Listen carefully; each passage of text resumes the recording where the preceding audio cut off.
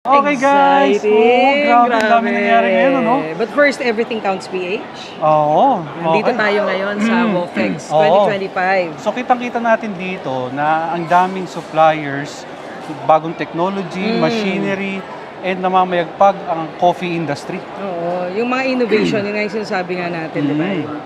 Nakwento ko sa iyo kanina na Oo. taon-taon naman tayo halos pumupunta dito sa sa WOFEX, Oo. sa WOFEX Expo, and nakita natin every year talagang nag-i-improve, no? Yun nga yung mga innovations for the food service industry. Oo, para sa mga viewers natin na businessman, entrepreneur, nako, ang dami talagang opportunity sa food industry. Dahil alam naman natin ang Filipinos, number one sa kanila ay pagkain. Yes. Food trip or coffee. Correct. Diba? And this year, it's 2025, kaya bonggang-bongga kanilang celebration. And actually, simultaneous na nangyayari dito sa SMX and Sa World Trade Center. Yan. Okay. So ano pang nakita mong ano? Maganda rin kasi yung mga sessions, yung meron silang mga small group sessions, no, on innovation, meron ding mga online seminars. Oo. So makikita mo talaga ang daming activities, talagang hitik na hitik sa mga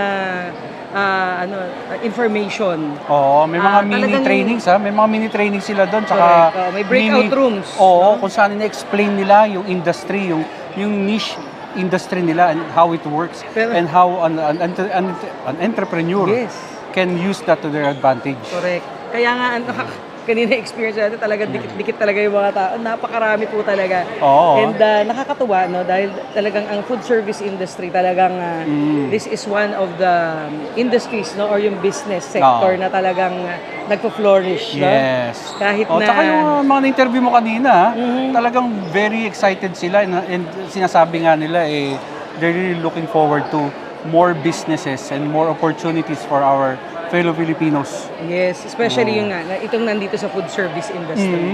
No? Actually, Small scale, mid-scale, and yung mga lalaking businesses din natin, no, all over the Philippines. Correct. So kailangan natin dyan yung mga entrepreneurs natin, yung mga ating moms and dads na nag-iisip, ano ang next business na pwede kong kuhanin?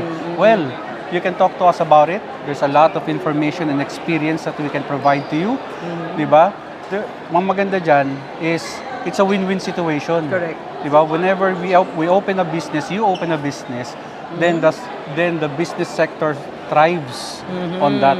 There's more options for our Filipino people na kumain, or mga suppliers, mga vendors, diba? New technology, machineries para gumaang yung workload ng ating businesses.